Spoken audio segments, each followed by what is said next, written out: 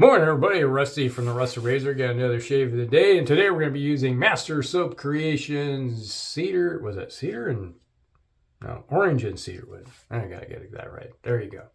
Man, it smells good. It's a really soft, it's what they call a croup, I guess. It's really soft in there. Already gone through half this thing.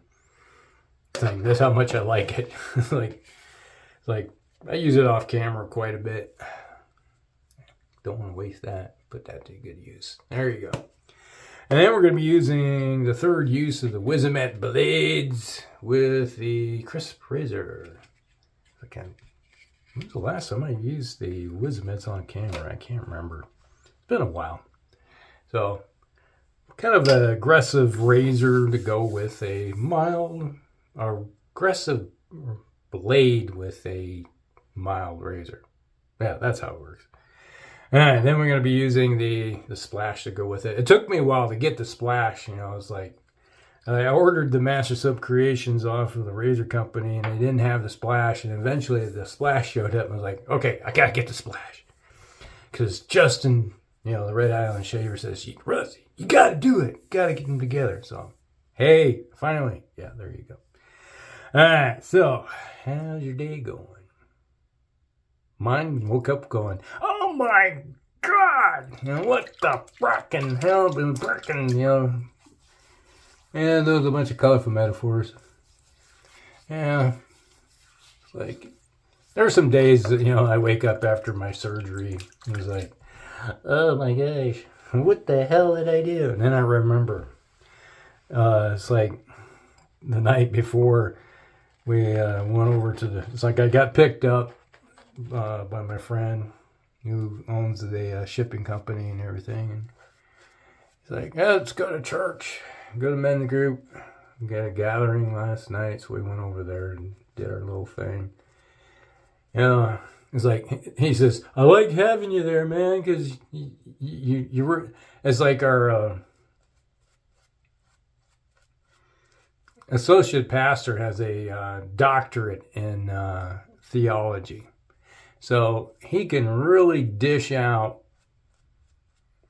some mind-boggling, twisting stuff when it comes to, you know, Bible studies and stuff. But he always, it's funny. You know, he'll ask a question, he says, why does everybody act like they're in 8th grade and they put their head down? It's like, don't look at me. And then I'm like, hey, it's like, what about looking at it from this direction? And he was like, he always appreciates having me around because I throw it right back at him. And there's a few times he asked me, like, how do you, it's like, everybody always seems to always never understand what I'm talking about. And I said, well, maybe they haven't read the book, the owner's manual. I was like, if you read the owner's manual or the assembly guide, you might understand what the hell's being said. And I've done a lot of Bible studies and stuff over the years too. Like, it interests me. As somebody that died almost a few times in their life, you kind of go, makes you wonder, what may be on the other side? I want to make sure that, I'm hedging my bets, okay? Maybe there isn't anything on the other side, but you never know. It's like, I've seen enough shit in my life that, you know, it's like, makes me think that, yeah, maybe there is. So I'm hedging my bets on the side of, yeah, I think so. So, and it always helps that I find it intriguing to read the old good book. You know, it's like you're probably it's got a shaving. You come to watch a shaving, and here he's talking about a little bit of religion. Hey, everybody's got a hobby, okay? And this is one of my hobbies. It's like, I like to read. And he's like, it's like, when he says, it's like, everybody puts their head down and this kind of sits there, and I was like, I always like, all right, I look around, it's like, and he looks at me and says, I know you got something to say. And I'm like, I'm just seeing if anybody else has something to say. I don't want to step on their toes. Because, sometimes I may be wrong, I may be right. That was a Billy Joel song. And we used to have a guy named Jack that was in our group. He passed away from cancer.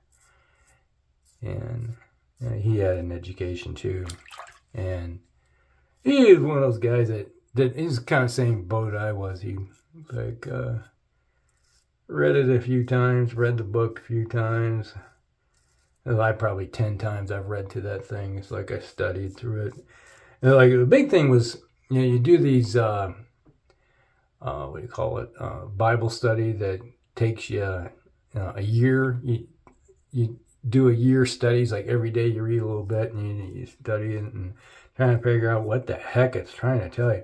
And that's the other interesting thing is that life experiences change from day to day. It's like, there's been times I've read that and go, oh, well, that's what it tells me. And I read it again going, no, I think I got a different aspect on this one because there's something else that happened. But, so, back to why I'm in pain. It was because I went to church. But I was like, all the freaking doors in this freaking building are heavy wood, thick suckers, like made of oak. And I went into the restroom to take care of some business before we got started. And I got done. I go to open the door and I pulled on this door. I'm not supposed to lift more than 5 pounds.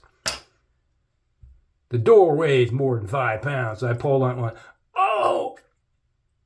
It's like, I literally said some nasty words, It's like, I'm like, son of a, and I come hobbling into the room and it's like, and they say, well, how you doing today? I was like, well, up until about a few minutes ago, I was doing halfway decent. And then I opened up the freaking door in the bathroom and it just, my whole back just like, somebody just stuck a freaking knife in there and twisted and they go, ooh. It's like, you don't sound too happy. I'm like, nope, I'm not. Not happy at all. But yeah. For a mild razor with an aggressive blade, I think I got myself. Hey, it just shows you Wizamets are good. Thanks, Justin. I have to say, he's the one that got me onto these blades. I like them. Expensive as heck, but damn, they're good. If you can find them, that's the other thing. Yeah, the razor company had 100 of them. They got a batch in, and I it's like immediately ordered a pack of 100 just to make sure I had enough of them on hand. That's why I like them so much. It's like you put them in these like a Kingsley Gillette, this Krisp razor, and man, they work good. That's the secret. It's like you don't have to have. It's like people will try like the Kingsley Gillette or maybe this Krisp razor and say, "Oh, that's too mild." It doesn't say. What blade are you putting in it? That's the question. It's like, you get these guys who will take a really aggressive razor and then put like a feather blade in it. It's like I got feather blades, but I reserve the feathers for like this razor or the Kingsley Gillette. It's like my mildest razors I got. It's like you got to match them up with what works best for you. So that's the good thing. So yeah, I was in a little bit of pain last night and hurting because it's like it kind of turked my back. My pastor, he had the same surgery. He did it 40 years ago. He was in his 20s. He said he was like 21, 22, something like that. And he was weightlifting. He was doing squats at the time, and he screwed up, and he slipped and fell, and the bar came right down on his back, and just crunched his back, put him out of commission. He had to have immediate surgery, so that's when they did the old fusion. Same exact thing is what they did to mine. Except I had more elaborate surgery. You know, all he did was just have the pins put in and locked in his L4, L5, and his sacrum together. For me, they had to put my L5 back together, put the pieces back together. You know, like I said before, it was in 3 pieces, you know, when I broke it. So, that's working good. Man, it smells good. I like this. It's like, I love orange. I love the scent of cedar. That's one thing I like about the Old Spice, the newer version. Compared to the old version, there's more cedar in the new Old Spice. That's why I really enjoy using it all the time, because I like to smell the cedar. So like I got hooked on cedar when I was in shop class in like 6th grade, you know. Like making things out of cedar wood. In 7th grade, making stuff out. It's like I took a lot of shop classes just because I enjoyed it. It's like I was an eclectic individual. It's like I took science classes and shop classes. And later on in life, you know, when I was, before I got my full-time, you know, at first I got really into full-time teaching. I was doing a sub work, and one day they said, all right, we need somebody, you know, they called me up, could you do a shop class? And I was like, sure, I can do shop class, no problem. And I go in, and the kids were working on their projects and stuff, and even, you know, they had some welding going on. It was like a multiple, because it was one of like work at your own project thing, and you had these one kid who was like, well, I know you don't know anything. It's like about welding. It's like, well, what kind of bead are you trying to do? You do this or this, or, and it's like, and he just kind of looked at me like, you understand what I'm talking? I was like, oh yeah. It's like, I weld. And it's like, but you're the science teacher. And I'm like, yeah, what's the difference? It's like, well, we're not used to having, you just have to sit here and do homework or something. I was like, no, do your project. And then one kid was working on his, so he's making a cabinet, like it was a gun cabinet, and he's talking about, I was like, well, are you planning using maple, oak with this? It's like, well, the cost is like, but if you do it in oak and then you stain it in this color, it's going to look awesome. And he's like, okay, that sounds good. All right. And so it was like, you had all the wood stacked up, you know, and you just had to mark down what, you know, he was going to use. And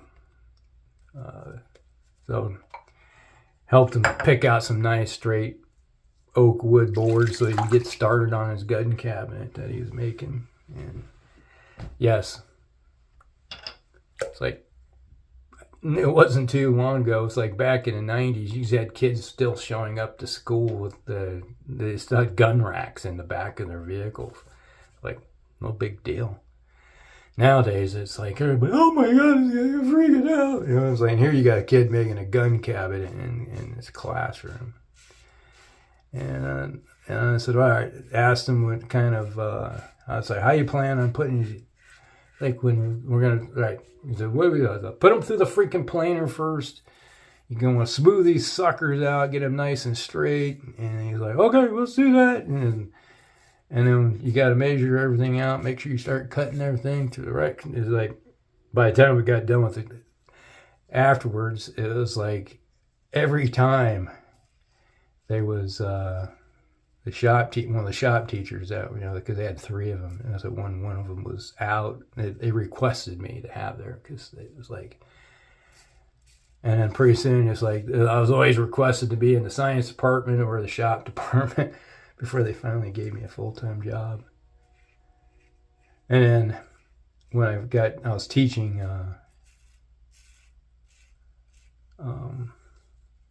science, and I was physical science class, and it was like Kyle Orton, who ended up being the quarterback for the Chicago Bears.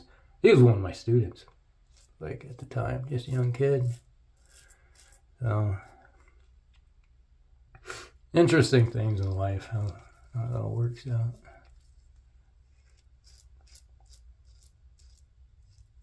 But yeah, I enjoy it. I always liked getting in shot class. But back to the story of, we got it done, and it's like John, he's the guy picked me up from at home because I still can't drive yet, I haven't been okay to drive. It's like, you have my appointment, and the doctor says, well, and it's like, as much as you are the way it is, I don't think you should be driving yet. I'm like, okay, so I still got to get chauffeured around. So he picks me up. I mean, he doesn't have a problem picking me up because, he comes from his office, which is just like 5 minutes away from where I live. Picks me up and takes me. And afterwards, he's like, well, you still in pain? I said, yeah. It's like, well, would you want to go get a drink? Like, I'm always down for a drink. Let's go. So we got the local restaurant. They have a nice selection of alcohol. They got it's a bar restaurant type thing. And I ordered myself a scotch, and I was like, well, I was like, oh, I'll take a Balvenie 18. He's like, well, we don't have any Balvenie tonight. It's all gone. We haven't picked any new up. And I was like, oh, man. What else you got? And it's like, well, we got some Macallans. I was like, we got a Macallan 18. I was like, okay, I'll take the Macallan 18. And I was drinking the Macallan 18. And it's like, Macallan 18, as much as they like to talk that stuff up, all the time, and the Balvenie 12 is way better than the Macallan 18. Let's put it that way. I'd rather have a Balvenie 12 any day over Macallan. Macallan always has the reputation as being hot, top shelf type stuff. Everybody wants that. But Balvenie is like better. And we were talking about it, and he said, "Oh, I think I should try." And I said, "Well, they got a Dalmore 12. That's good stuff. I had some Dalmore 12 in my cabinet." And I said, "Try that." So he tried the Dalmore 12, and he was like, "Wow, this is good." And I'm like, "Yeah, it is good." He's 76 years old, and he's just finally getting into drinking scotch. He was drinking a Brandy Alexander. That's what his normal drink, which is like ice cream and brandy. And like, you're just drinking dessert there, dude. Like, time to grow up. Give him some shit. I've been drinking scotch since I've been, oh gosh, I think my first scotch I ever had was a Glenmorangie 10. I had that, and I was like, I'm not sure what the hell. I was like, this is like, because I was always a rum guy. Well, it's like I drank rum all the time. I was like, I always liked my different kinds of rums, and I tried that 10 Glenmorangie 10. I was like, wow, this is nice. It's got an orange flavor to it, but it's like, and then and my friend Scott, who was my best man at my wedding too, he was a pastor, and he was the one he ordered it, and we were sitting there drinking it, and he's like, "What do you think?" And I'm like, "I like it." And since I've been like 20 years old, because back then you could drink at 18. It was like the legal drinking age when I was in. It was like I could drink at 18 in high school, which was wild. Got a friend of ours who's a local baseball coach, a pretty winning coach too for high school baseball. We were always talking about it. It was like, oh yeah, it's like you get done with a game and you go with the coach and everything. All us 18-year-olds would go down to the bar with the coach and have a beer. It's like, yeah, pretty much. Like, I drank beer with my coaches, before. It's like you'd get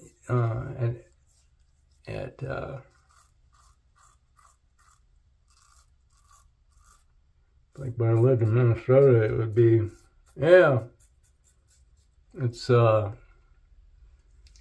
lunchtime. It's like I don't feel like going down to the lunchroom and getting eating something down to the lunchroom.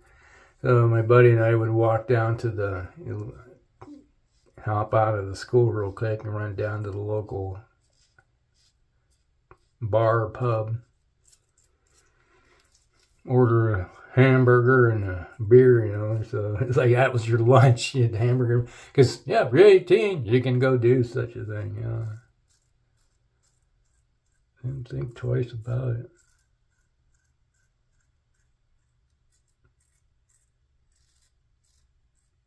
Then they changed the drinking age to 21. God, what was that year they did that? 85, I think it was. I think it was 85. Maybe 84. No, it was 85, I think. If we federally, it said everybody had to be 21. It was like weird.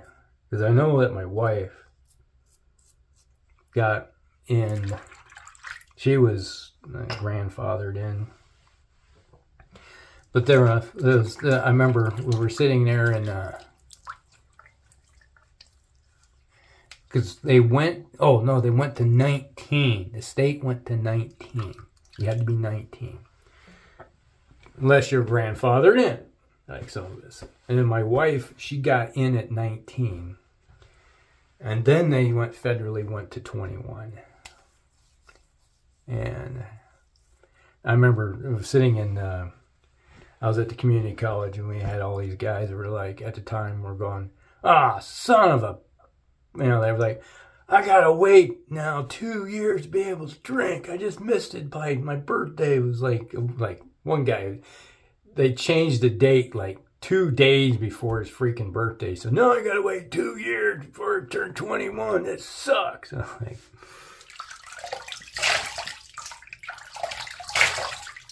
like, sorry.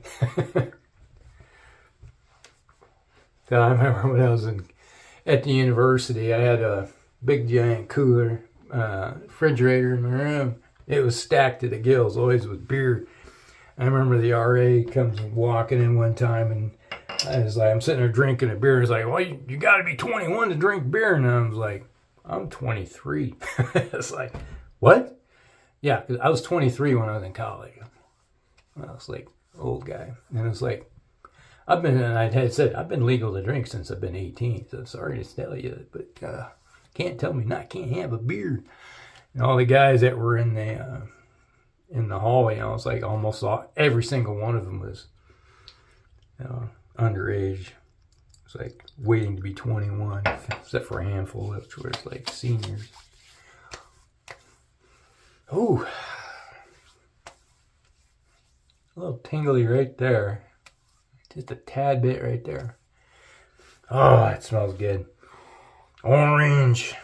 Oh yeah, really good stuff. All right, there's an affiliate link down below to the Rage Company. So if you want to do something, a little kickback, we'll do that. All right, man. The old Master Soap Creations Orange. And Cedarwood. Oh, it smells so good. All right. So, Shave of the Day was brought to you by Master Soap Creations Orange and Cedarwood. Nice little soap. Man, I love this stuff. I'll probably go through another tub of it before I run out of this to splash. All right, so we had the third use of the Wizamet blades. Iridium, is that Iridium blades? Yeah, super Iridium. And the Krisp razor. Always a great combination for me. All right, that's Shave Day, everybody. Hope you guys like it. Like and subscribe, share with your friends, and we'll see you in the next one. Rusty out.